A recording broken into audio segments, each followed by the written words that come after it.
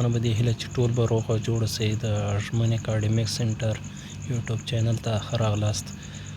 راځو لومړی ویډیو د پکسل اپ.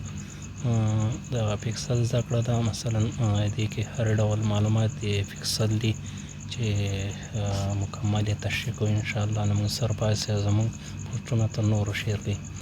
راځو لومړی د دې اپلیکیشن ډاونلوډ ته چې موږ یې څنګه کولی شو کوم ځای یې ډاونلوډ کړو. لومړی خو زموږ ټیلیګرام کې چې کوم پښتو اپډیټ شوی ده، یعنې پښتو ته اړولی او مکمل فونټونه هم پکې دي او پوره پښتو ژبه شته ده.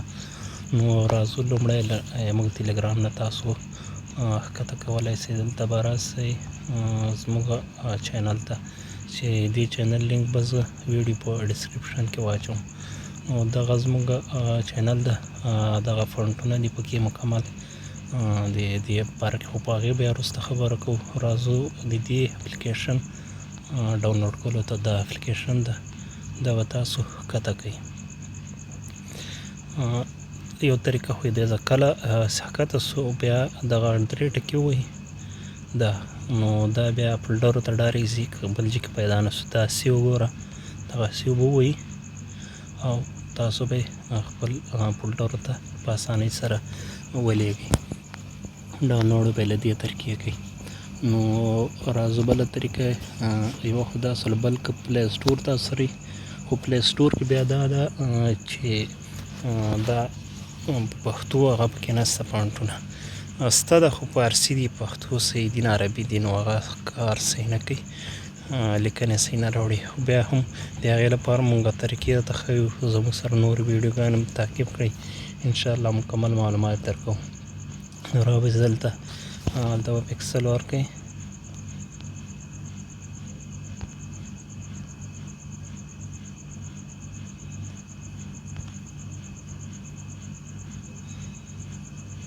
پکسل اپ دا به ورته ولیکئ، سرچ به یې کوئ. نو دغه لومړی چې کوم هغه راغی، همدغه ما اوس تیار ډاونلوډ کړی ده، دا به تاسو ډاونلوډ کړئ او دغه دا ګوره اوس اوپن ده، ما سره مونږ تیار ډاونلوډ کړی، دا به تاسو ډاونلوډ کړئ. همدغه یو ماډل ده، همداسې پکسل اپ. نو بله دا دویمه طریقه دې جنې ډاونلوډ کولی شئ. درېیمه طریقه که چېرته بیا تاسو سره ټیلیګرام یا پلی سټور هم نه وي، نو راباسئ یو براوزر ته، تاسو سره هر یو براوزر، ما سره دا کروم ده، نو دا به آن کړئ او دلته به ورته ولیکئ دغه ما دلته تیار کړی ګوره پکسل اپ اپلیکیشن، صحیح ده. نو تاسو به همدغه لیکنه ولیکئ او اپ ورسره اضافه کړئ اپلیکیشن. دا مو چې کله سرچ کړو دلته ګور راځي، تاسو ته لومړی دا راځي، خو دا په هغه کې ده پلی سټور کې.